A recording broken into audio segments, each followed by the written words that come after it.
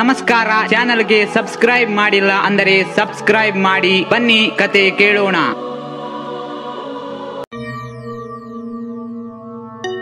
ನಾನು ಹೈದರಾಬಾದ್ನಲ್ಲಿ ವಾಸಿಸುತ್ತಿದ್ದೆ. ಆದರೆ 2021ರ ಕೋವಿಡ್ ಪರಿಸ್ಥಿತಿಯಿಂದಾಗಿ ನಾನು ನನ್ನ ಊರು ಕೇರಳಕ್ಕೆ ಬಂದೆ. ಹೀಗಿರಲು ಒಂದು ರಾತ್ರಿ ನಾವು ಅಂದರೆ ನಾನು ಮತ್ತು ನನ್ನ ಅಮ್ಮ ಸಿನಿಮಾ ನೋಡಲು ನಿರ್ಧರಿಸಿದೆವು. ಊಟ ಮಾಡಿ ಎಲ್ಲವನ್ನು ಸ್ವಚ್ಛಗೊಳಿಸಿದ ನಂತರ ನಾವಿಬ್ಬರು ಟಿವಿಯಲ್ಲಿ ಒಂದೊಳ್ಳೆ ಸಿನಿಮಾ ನೋಡಲು ಕುಳಿತೆವು. ಸಮಯ ಅದಾಗಲೇ ರಾತ್ರಿ 12 ಗಂಟೆ ಆಗಿತ್ತು. ನಿಧಾನವಾಗಿ ರಾತ್ರಿ 1 ಗಂಟೆಯ ಸುಮಾರಿಗೆ ನನ್ನ ತಾಯಿ ನಾವು ಕುಳಿತಿದ್ದ ಸೋಫಾದಲ್ಲಿ ನಿದ್ರೆಗೆ ಜಾರಿದರು. ನಾನು ಬೆಳಗಿನ ಜಾವ 3 ಗಂಟೆಯವರೆಗೂ ಸಿನಿಮಾ ನೋಡುವುದನ್ನು ಮುಂದುವರಿಸಿದೆ. ನಮ್ಮದು 2 ಅಂತಸ್ತಿನ ಮನೆ. ನನ್ನ ಕೋಣೆ ಮೇಲಿನ ಮಹಡಿಯಲ್ಲಿದೆ. ತಾಯಿ ನಿದ್ರೆ ಹೋಗಿದ್ದ ಕಾರಣ ನಾನು ಒಬ್ಬಂಟಿಯಾಗಿದ್ದರಿಂದ ನಾನು ನನ್ನ ತಾಯಿಯನ್ನು ಎಬ್ಬಿಸಿ ನನ್ನ ಕೋಣೆಗೆ ಕರೆದೊಯ್ದೆ.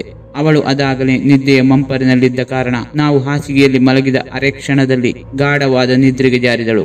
ನಾನು ಬಾಗಿಲು ಮುಚ್ಚಿ ಕಿಟಕಿ ಬಾಗಿಲುಗಳ ಪರದೆಗಳನ್ನು ಹೊಂದಿಸಲು ಸ್ವಲ್ಪ ಸಮಯ ತೆಗೆದುಕೊಂಡೆ. ನಂತರ ನಿದ್ರಿಸಲು ಪ್ರಯತ್ನಿಸಿದ ನನಗೆ ನನ್ನನ್ನು ಯಾರೋ ನೋಡುತ್ತಿದ್ದಾರೆ ಎನ್ನುವ ಭಾವನೆ ತುಂಬಾ ಬಲವಾಗಿ ಅನ್ನಿಸಿತು. ತಲೆ ತಿರುಗಿಸಿ ನೋಡಿದ ನನಗೆ ನಾನು ಈಗಷ್ಟೇ ಸರಿಪಡಿಸಿದ್ದ ಕಿಟಕಿಯ ಪರದೆ ಸರಿದಿರುವುದು ಕಾಣಿಸಿತು.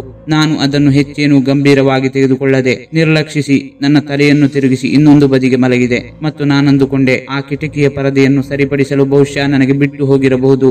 ಆದರೆ ಅಷ್ಟೊತ್ತಿಗೆ ಯಾರೋ ಪರದೆಯನ್ನು ಸರಿಸುತ್ತಿರುವಂತೆ ನನಗೆ ಸ್ವಲ್ಪ ಶಬ್ದ ಕೇಳಲು ಪ್ರಾರಂಭಿಸಿತು. ಅರೆಕ್ಷಣ ಗಾಬರಿಯಾದ ನಾನು ಮತ್ತೆ ತಲೆ ಆ ಕಡೆಗೆ ತಿರುಗಿಸಿ ನೋಡಿದೆ. ಅಲ್ಲಿ ಕಂಡ ದೃಶ್ಯ ನೋಡಿ ಒಂದು ಕ್ಷಣ ಜೀವ ಬಾಯಿಗೆ ಬಂತು.